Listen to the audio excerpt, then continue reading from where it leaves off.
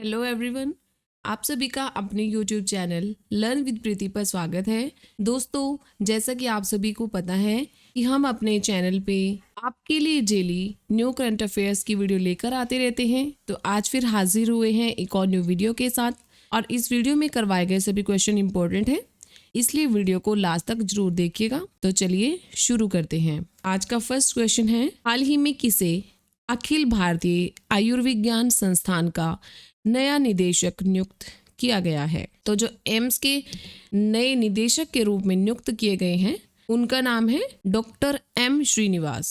Doctor M Srinivas को हाल ही में एम्स हॉस्पिटल का नया निदेशक नियुक्त किया गया है। और इससे पहले डॉक्टर एम श्रीनिवास हैदराबाद में एक हॉस्पिटल है जिसका नाम है ESIC हॉस्पिटल, वहां पर ये निदेशक के पद पर रह चुके हैं और अब इन्हें दिल्ली के एम्स का नया निदेशक बनाया गया है और ये डॉक्टर रणदीप गुलेरिया का स्थान लेंगे। और हैदराबाद में डॉक्टर एम श्रीनिवास पेडियाट्रिक विभाग में प्रोफेसर थे और अब दिल्ली में इनकी नियुक्ति 5 साल की अवधि के लिए की गई है। और बात करें दिल्ली एम्स की, तो इसकी स्थापना हुई थी 2 जून 1956 को और एम्स की फुल फॉर्म है all India institute of medical sciences. अगला क्वेश्चन है, 25 सितंबर को किस केंद्रीय मंत्री द्वारा आरोग्य मंथन का उद्घाटन किया गया है? तो ये किया गया है स्वास्थ्य मंत्री मनसुख मंडाविया द्वारा। मनसुख मंडाविया जी ने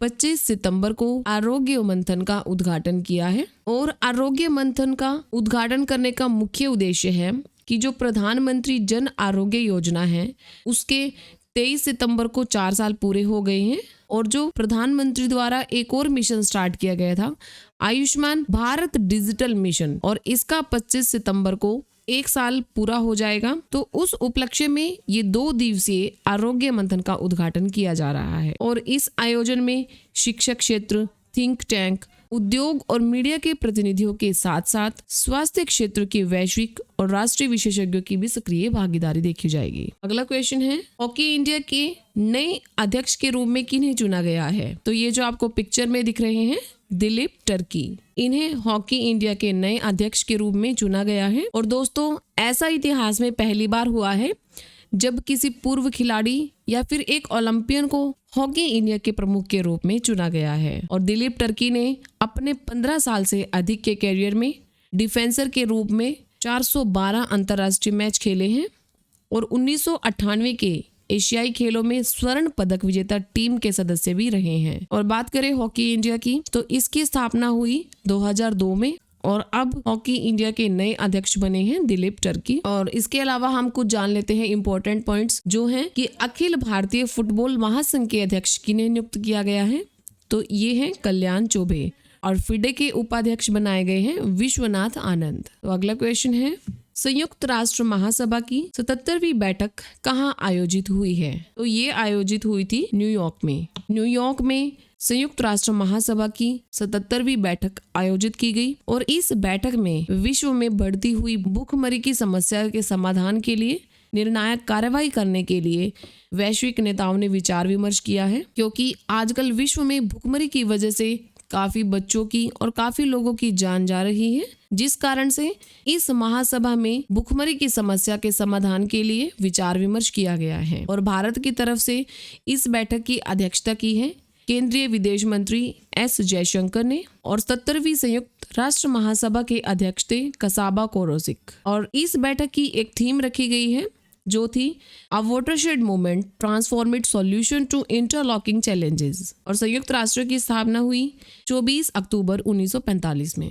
अगला क्वेश्चन है, एशियाई विकास बैंक ने 2022-23 के लिए भारत की विकास दर को घटाकर कितना कर दिया है? तो इसका आंसर है 7%। एशियन डेवलपमेंट बैंक ने 2022-23 के लिए भारत की विकास दर को 7.2% से घटाकर 7% कर दिया है। और एशियाई विकास बैंक का मुख्य उद्देश्य है एशिया पैसिफिक से गरीबी को हटाना। और इस बैंक की स्थापना हुई 19 दिसंबर 1966 में और इसका मुख्यालय है फिलीपींस की राजधानी मनीला में। अगला क्वेश्चन है, ई कॉमर्स कंपनी अमेज़न ने भारत में अपना पहला सौर ऊर्जा संयंत्र किस राज्य में स्थापित करने की घोषणा की है? तो ये घोषणा की है राजस्थान में। ई कॉमर्स कंपनी ने घोषणा की है कि वह राजस्थान में अपना पहला सौर ऊर्जा संयंत्र स्थापित करेगी और अमेज़न राजस्थान में 420 मेगावाट की संयुक्त क्षमता के साथ 3 सौर फार्म स्थापित करेगी और इन संयंत्रों को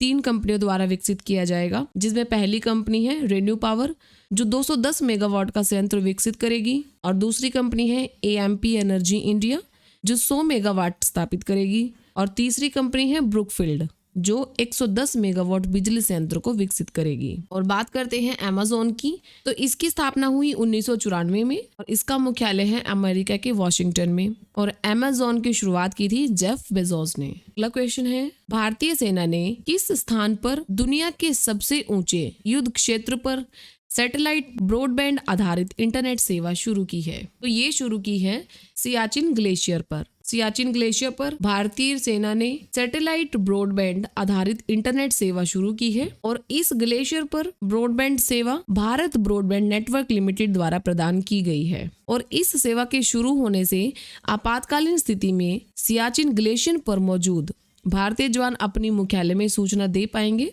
और बात करें सियाचिन ग्लेशियर की, तो ये ग्लेशियर हिमालय के पूर्वी काराकोरम रेंज में स्थित है और 1984 में ऑपरेशन मेघदूत के बाद से यह भारत के रणनीतिक नियंत्रण में आया है।